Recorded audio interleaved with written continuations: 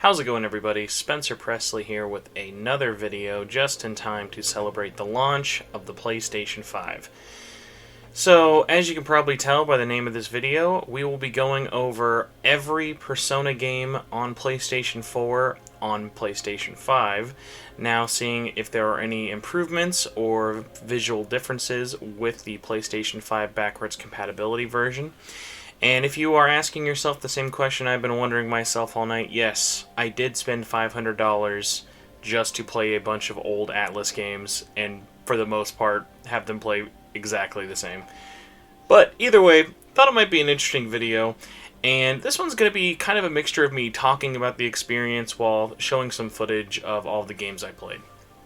So we're just going to go chronologically from earliest release all the way up until Scramble. So, Persona 5 Vanilla. Just straight up, don't play this game. Unless you want to check out what it is like, and even then you will not be impressed. Persona 5 on PS4 was already pretty technically underwhelming. Obviously, presentationally, it is a very good-looking game, but there are no visual enhancements, there are no performance enhancements, the frame rate is still locked to 30, and it was just kind of not confusing, because honestly, I know how a lot of Atlas, I know how Atlas Japan likes to code their games, and they're not really known for keeping things at an uncapped frame rate or having dynamic resolutions, especially for something that was basically a glorified PlayStation 3 port. So my big takeaway though with Persona 5 Vanilla and why it's so disappointing on PlayStation 5 is mostly coming from the fact that it is included as part of the PlayStation Plus collection, which is this something large group of games that if you have PlayStation Plus and you just bought a PlayStation 5, you can download all of these titles that you may or may not have played back when PlayStation 4 came out. And it's a really, really great value. The problem is we're living in a world where Persona 5 Royal is out. And obviously, I'm not going to be trying to gatekeep here or say what people can and can't do. My whole thing is this. If you wanted to play Persona 5 and you didn't want to play it on PS3 and you didn't want to play it on PS4 and you've now waited and you have a PS5, wait a week, and on Black Friday, Persona 5 Royal is going to go on sale physically, and I'm sure tons of places digitally, for $25, if not cheaper. It is not going to be a hard-to-come-by game. It's going to go on tons of sales. And the reason I advocate just play Royal instead of the original is that Royal has everything the original has. It has more story. It has all of the DLC from the original game included for free. And if you want to play the DLC on Vanilla, you still have to buy all of that very overpriced DLC. And it's I'm not saying Persona 5 is a terrible game, don't play it on PS5. I'm saying Persona 5 by itself has had no improvements on PlayStation 5, so why not just play the superior version? Which, we'll get into that port later. It's not going to be any more impressive, but the moral of the story is this. Really weird thing to include on the PlayStation Plus collection. Obviously, PlayStation probably didn't want to fork over the money to give to Atlas and Sega to get Royal because that just came out in America this year. But including this 3-year-old game as a PlayStation Plus collection title, it really, really sticks out. It's not something that it's bad because it's old. It's bad because Royal made it irrelevant in terms of it being a consumer-friendly product. Now, obviously, for historians or people who just want to check it out, cool, it's there. You can get your digital copy like that. But yeah, if you've somehow been ignoring Persona 5 all this time and are jumping into the PlayStation 5, please do me and everyone else a favor, and please, please, please play Persona 5 Royal. Now, next up, we're going to be talking about the Persona 5 dancing, Persona 3 dancing, and Persona 4 dancing. We'll just go chronologically and talk about 4. 4 is easily the most underwhelming out of all of them. I think it is my favorite out of all the dancing games, and remember, I'm mostly just talking from a technical aspect for the rest of this. So, Persona 4 Dancing All Night is originally a PlayStation Vita title. That then was a pre-order bonus for the PlayStation 4 port that you had to buy the collector's edition. Like, you can't just buy it on its own, so it's already one of those things that you kind of got to jump through some hoops just to even own a copy. And it's really hard to critique this because technically this was a port given away for free as part of a collector's edition, but I'm still going to talk about it. It has a lot of really, really messy textures. You can tell playing that game on a 4K TV that, yep, this was definitely made to be a native resolution Vita game. Some textures have been up-resed and are PS4 compatible and stuff, and then others literally look like you took a screenshot using the PlayStation Vita's camera. They're just kind of messy, but that's more just from like the art side of things. Obviously, the story is still great. Performance-wise, it's fine. It like runs at an okay-ish 1080p or so, but like up-resing it to 4K, it doesn't really look graphically that impressive. And yes, it's nice that it's at 60 frames, but again, it's a rhythm game, so like the rhythm games being at 60 is nice, but it's not really kind of making it feel any better. I did see, and I'm forgetting this person's name, but I did see someone on Twitter was mentioning they had problems with input delay or kind of like lag.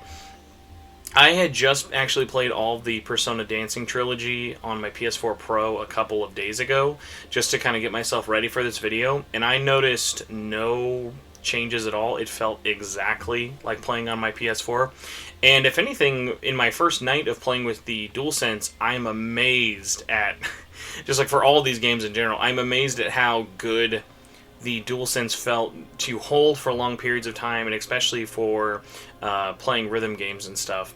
So the footage you're watching now is just one of the songs of me playing, and yeah, Persona 4, I had no problems at all in terms of playing it and just sort of diving deep first into it. So if you want to mess around with it, it is a very, very okay port of a Vita game. So it is a very okay port of a great Vita game that is now backwards compatible on PS5, but it's still pretty no frills, so you're not really going to be hearing me boast about it too much technically.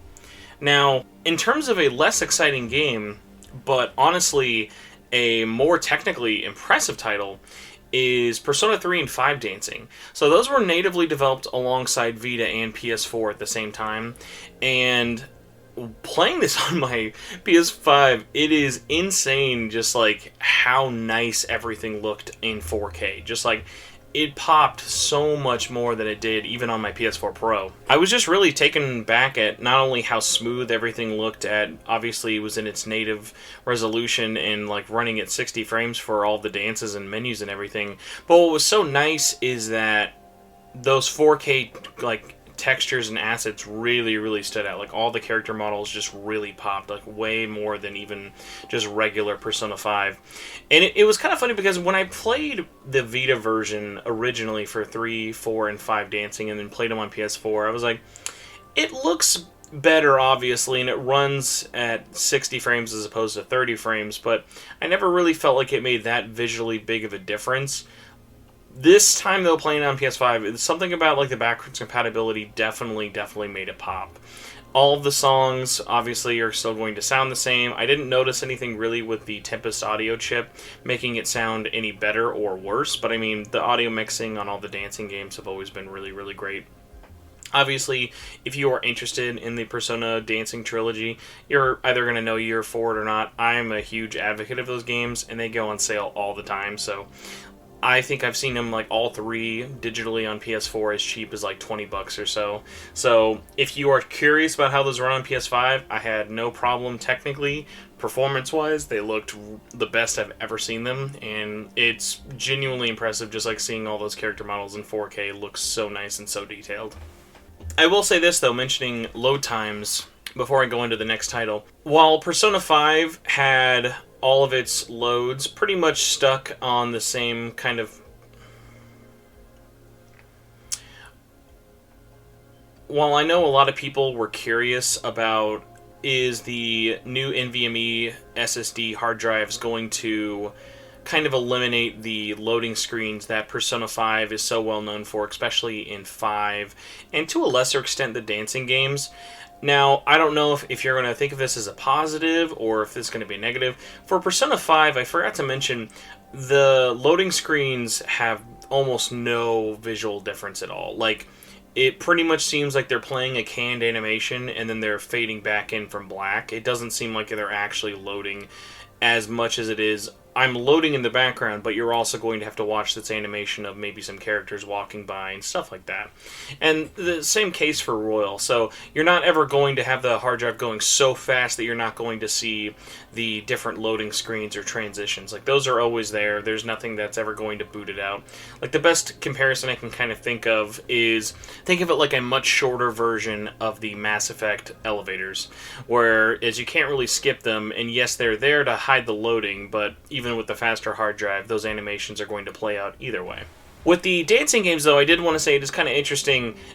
Those are so short that it's really hard to mind it, because for any of the dancing games, as soon as you're playing it, you're going to hear Lotus Juice say something like, "Let's get started," or some other line for any of the 3 games, and then it's just going to jump right into the song. Like I mentioned, they're not that technically demanding, so the amount of loading really required, especially on a console, goes by very, very quickly. Okay, so next up is Persona 5 Royal. Persona 5 Royal, unfortunately, while it definitely takes the cake in terms of, hey, do you want to play P5? Just go play P5R. PS5-wise, it definitely copies a lot of the same elements from Persona 5 Vanilla, unfortunately. It is still capped to 1080p, no 4K, no real up-resing at all. It is just stuck at that original resolution. It is still at 30 frames per second. There's no PlayStation 4 enhancements. There's no PlayStation 4 Pro enhancements. There are still no PlayStation 5 boost backwards compatible enhancements. Nothing. The game runs the exact same. The only real noticeable difference is on some of those loading screens, you might see like 2 to 3 second differences. And even with the videos that I'm showing or that I've even seen online, it's not even that comparable if you even had like an SSD in your PS4 Pro before. And like I mentioned, these animations and the load screens go by so fast, like those are not really going to add up in the long run as much as our last game in this category is going to be. So Royal, great game. Obviously presentationally still looks fantastic, but nothing about this is going to scream PlayStation 5 or PlayStation 4. Like, Persona 5 Royal, for all of its charms, I have always kind of advocated this. It is the best-looking PlayStation 3 game that was not made for PlayStation 3. Nothing about the PlayStation 5 is going to change that, but at the end of the day, it is still a very, very awesome JRPG, no matter where you play it. And now, finally, to talk about the Queen of the Ball, I knew I was excited to play this just because Atlas actually didn't develop this, but Persona 5 Scramble, you delivered. You knocked it out of the park. Persona 5 Scramble, as many of you may know, even though it is not out in the States or even announced in the West yet, is made by Koei Tecmo. It is the sequel to Persona 5, and it is a technical masterpiece by this series' standards. Watching the graphics mode or the frame rate mode basically become identical while playing on PS5 was just a sight to behold for me. Like, I had just played Scramble a couple of days ago, and I had this moment of like, oh man, like, the allure of playing it had definitely worn off. And what was kind of sad about this was I was looking at a couple more of the blemishes. Like, yeah, even on PS4 Pro, those load times in between areas really added up. Like, they were a little longer than they should have been. And, yeah, it doesn't always stick to 60 when you're trying to run it in 4K. And when you are running it in frame rate mode, you do kind of see a visual difference. But it is still very, very nice to have those options there. It is so nice, though, to be able to see the PS5 give Scramble that extra power it couldn't get even on the Pro. And what's so crazy is just playing this game in 4K resolution, watching it at 60 frames, and just soaking it all in of just how smooth it is, how great it plays. And the craziest part about it was then going and comparing everything like load screens and stuff. You are just popping in and out. Like, things like the Velvet Room would take like 5 to 10 seconds. Sometimes going to different areas in the map might take 10 to 15 seconds. And now it's just like, boom, you're loading, you're out in like 2 to 3 seconds, go, go, go, go, go. And for such a fast-paced action game like this, it is just so good. I cannot even recommend like trying it even more than I already have, like as big of a fan as I am for the game. My only real stipulation now is by the time this game finally comes out in the West, I cannot imagine, after playing the PS5 version of Scramble, playing the Switch version again, which looked even worse, ran even worse, and had even longer load screens. So Koei Tecmo have easily outdone themselves technically, and seeing this thing run on a beefier hardware with the PS5, it is just a true sight to behold.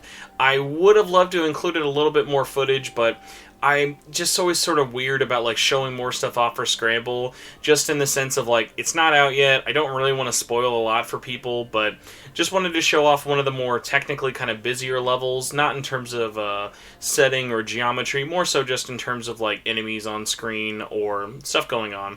It was super solid through my entire night of playing it, never dipped below 60, always looked really, really great. Like that game, watching in action in 4K was just such a blessing.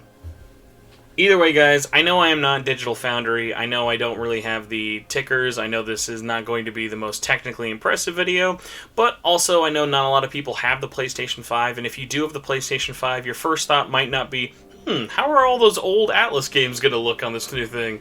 So if you enjoyed this video, please let me know in the comments below, and if you'd like to see more PlayStation 5 coverage, please consider subscribing, letting me know what you might want to see in the comments below, and I will see you guys all later. Have a good night. I have been up for the last like 7 hours playing old PS4 games, and I would love to get some sleep and finally get myself into Demon Souls. Oh my gosh. Thank you guys again so much for watching. I will see you later. Bye.